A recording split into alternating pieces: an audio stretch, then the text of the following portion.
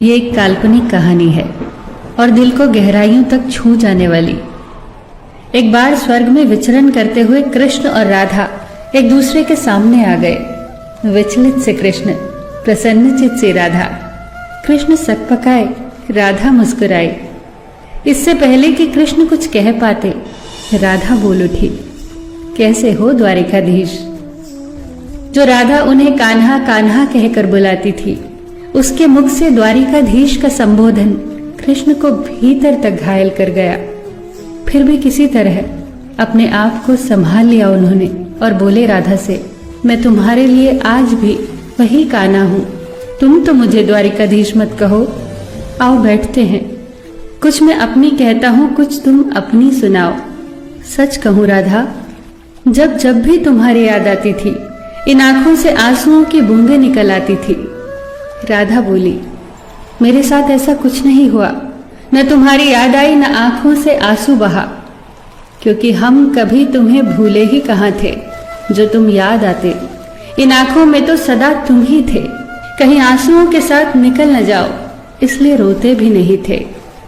कान्हा, प्रेम से अलग होने पर तुमने क्या खोया, इसका एक आईना दिखाऊं तुम्हें। कुछ कड़वे सच प्रश्न सुन पाओ तो सुनाऊं। कभी सोचा है इस तरक्की में तुम कितने बिछड़ गए। यमुना के मीठे पानी से जिंदगी की शुरुआत की और समुद्र के खारे पानी तक पहुंच गए। एक उंगली पर चलने वाले सुदर्शन चक्र पर भरोसा कर लिया और 10 उंगलियों पर चलने वाली बांसुरी को भूल गए। कान्हा, जब तुम प्रेम से जुड़े थे तो जो उंगली गोवर्धन पर्वत उठाकर लोगों को विनाश से बचाती थी, प्रेम से अलग होने पर वही उंगली क्या क्या रंग दिखाने लगी। सुदर्शन चक्र उठाकर विनाश के काम आने लगी। कान्हा और द्वारिकाधीश में क्या अंतर होता है बताऊं? कान्हा होते तो तुम सुदामा के घर जाते, सुदामा तुम्हारे घर नहीं आता। युद्ध में और प्रेम में यही तो फर्क होता है। युद्ध में आप मिटाकर जीतते हैं और प्रेम में आप मिटकर जीतते हैं। कान्हा, प्रेम में डूबा हुआ इंसान दुखी तो रह सकता है, पर किसी को दुखी नहीं कर सकता। आप तो कई कलाओं के स्वामी हो, स्वप्न दूरदृष्टा हो, गीता जैसे ग्रंथ के दाता हो, पर आपने ये क्या निर्णय लिया?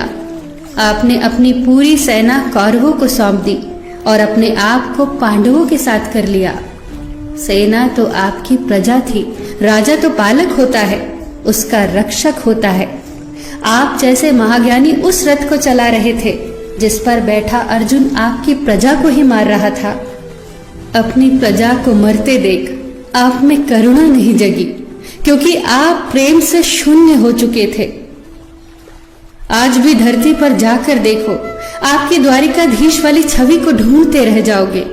हर जगह, हर मंदिर में मेरे ही साथ खड़े नजर आओगे।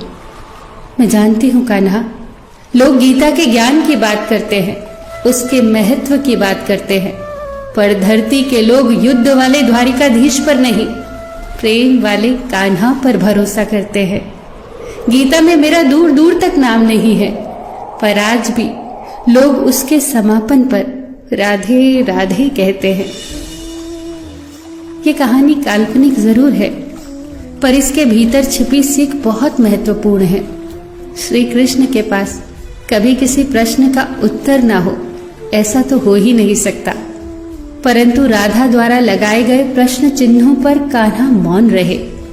यही तो है प्रेम में समर्पण का भाव।